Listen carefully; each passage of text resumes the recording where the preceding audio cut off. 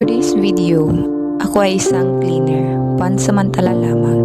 Yes, sa nadunggan ninyo ni sideline ko as a cleaner. Pait kaayo ni wala tay kwarta dinhi sa Saudi. May na lang na ako'y mapalit sa mga kinahanglan ako dinhi, sama ng pagkaon, sabon, ug tambal. While nagpaabot ko sa bago na akong employee, ni sideline na lang pud ko og trabaho. Lisod kaayo ang kinabuhi dinhi sa Saudi kung wala kay kwarta. Maong madiskarte gyud ta. Nagpasalamat ra pud ko sa ako ang mga kauban dinhi sa accommodation na ila kong pasudlon og trabaho. Pero dili sad tanang adlaw na naay trabaho. Kay ngano? Kay ako extra raman makatrabaho ra ko pag kapuyan sila. O makatrabaho ra ko if sila tanan na ay trabaho. Tapos na ay manawag nila na magpalimpyog balay. Ay hap ko na ay trabaho. Pero okay ra. Ang importante, maimo ang kwarta na imong gihaguan. Kabalo ba mo? Lisod kaayo ning kinabuhi sa OFW. Kay ngano, swerte ra. Sama nako first timer pa lang mag-abroad. Unang employee, walay swerte. Pagka ikaduhang employee, swerte na unta ni atras kay mahal ang bayad pagkuha nako. Gipangayuan og dako nga kantidad maong ni atras ang akong ikaduha nga amo.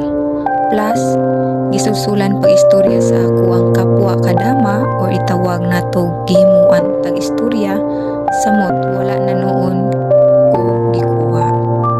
Makahuna-huna na lang ko wala sa oras ba na unsa ako ang nabuhat kung naaba ko'y sala at na makadiscourage nila na ako pirmera man ko trabaho, pirmera ko luto.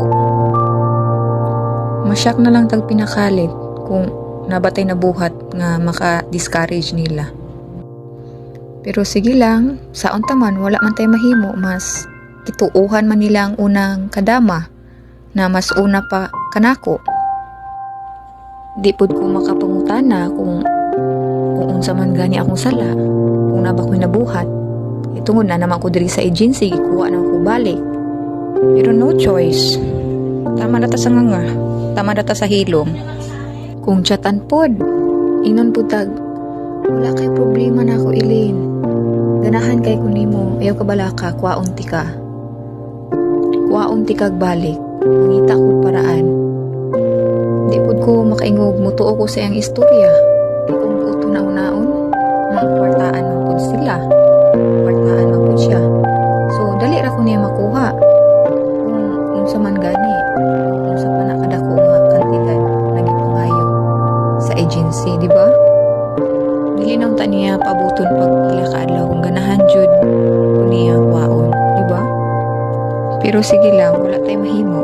Ang ako lang karon, iampunan ako ng mga taong ilabtanon. Ginoo nay may balwa na nila.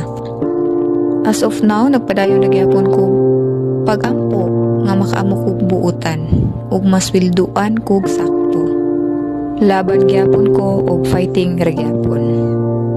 Dayon ubanan sa pagampo kay siya ra gyud atong pirmi masandigan. Mong advice nako sa ako ang mga kapwa tiyagala, kung makaamo mo maayo batasan, makakaon mo sakto ug sweldoan mo sakto, ayaw na ninyo aliste o ayaw mo pangitag laing amo kay mauna na inyo ang swerte. Laban ra gyapon ug fighting ra gyapon ta. Balag kapoy kayahon para sa pamilya. Sa ako ang mga pamilya niya, please mag-amping gyud mo permi. Ayaw gyud mo pagpasakit-sakit kay sa pagkakaroon wala pa ko'y trabaho, wala pa ko'y tarong trabaho, wala pa ko'y mapadala ninyo kwarta. Naluoy na kaayo ko, naluoy na ko sa akong sitwasyon o naluoy na sad kaayo ko ninyo diha. Kay wala jud ko'y mahatag sa panahon na maglisod mo diha.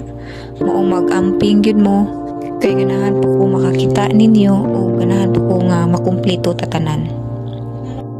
So, diri ra taman, thank you for watching and salamat sa pagpaminaw sa akong istorya. Bye-bye!